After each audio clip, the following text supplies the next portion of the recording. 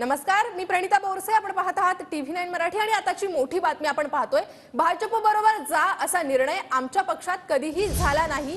एका मराठी वृत्तपत्राला दिलेल्या मुलाखतीत पवारांनी हा मोठा दावा केलाय.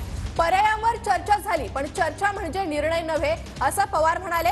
पुलोदचा प्रयोग आणि अजित पवारांचा प्रयोग यात साम्य नसल्याचंही पवारांनी म्हटलंय.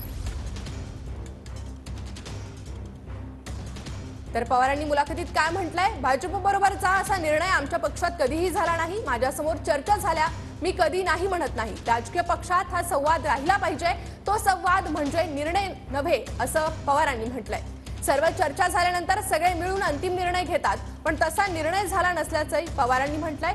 पुलोदचा प्रयोग आणि अजित पवारांचा प्रयोग यात बिलकुल साम्य नाही असं मुलाखतीत पवारांनी म्हटलेलं आहे. अधिक अपडेट आपण घेणार आहोत आपले प्रतिनिधी योगेश बोरसे यांच्याकडून. योगेश.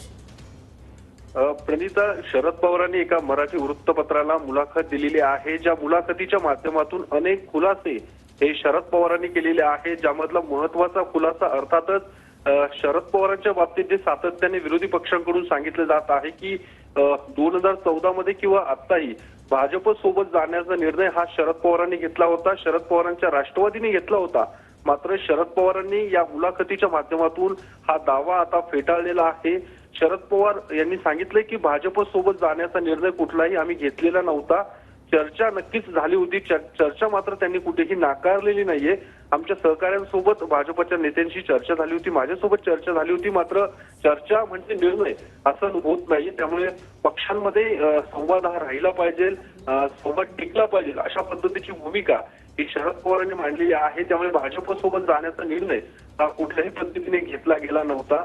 अशा पद्धतीची खुलासा शरद पवारांनी या मुलाखतीच्या माध्यमातून केलेला आहे. दुसरं, सातत्याने अजित पवारांकडून जे काही सांगितलं जातं की पुलोदची जी काही परिस्थिती किंवा पुलोदचं सरकार जे होतं त्याच पद्धतीची आत्ताची सुद्धा परिस्थिती आहे, हे सुद्धा अजित पवारांकडून किंवा विरोधी पक्षांकडून जे सांगितलं जाते त्यावर सुद्धा शरद पवारांनी भाष्य केलेलं आहे. पुलोदचा प्रकार हा वेगळा होता, आत्ताची परिस्थिती वेगळी आहे. कारण त्यावेळी जनसंघ होता, भाजप पक्ष त्यावेळी नव्हता. त्यामुळे जे काही साम्य केलं जातंय तो आता ते साम्य होऊ शकत नाहीये असंही शरद पवारांनी या स्पष्ट केलेलं आहे. कारण सर्व पक्ष मिळून त्यांनी त्यावेळी राजकीय झेंडे बाजूला ठेवून जनसंघ हा पक्ष स्थापन केला होता आणि त्या माध्यमातून पुलोदचा एकूण जी काही प्रक्रिया होती ती करण्यात आली होती. मात्र ज्या पद्धतीने सातत्याने पुलोद हे केले जाते त्यावरती कुठेतरी शरद पवार यांनी आपली भूमिका ही स्पष्ट केलेली आहे. आणि एकूणच ज्या पद्धतीने काल सुद्धा त्यांनी एका इंग्लिश वृत्तपत्राची मुलाखत दिली होती, त्यामध्ये सुद्धा मोठा खुलासा केला होता.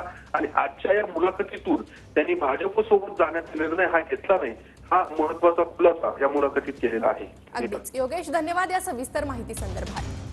आपण पाहूयात, पर्यायावर चर्चा झाली मात्र निर्णय झाला नव्हता. भाजप बरोबर जा असा निर्णय आमच्या पक्षात कधीही झाला नाही असा खुलासा एका मुलाखतीत शरद पवार यांनी केलेला आहे. लोकमतला दिलेल्या मुलाखतीत शरद पवार यांनी हा मोठा दावा केलेला आहे.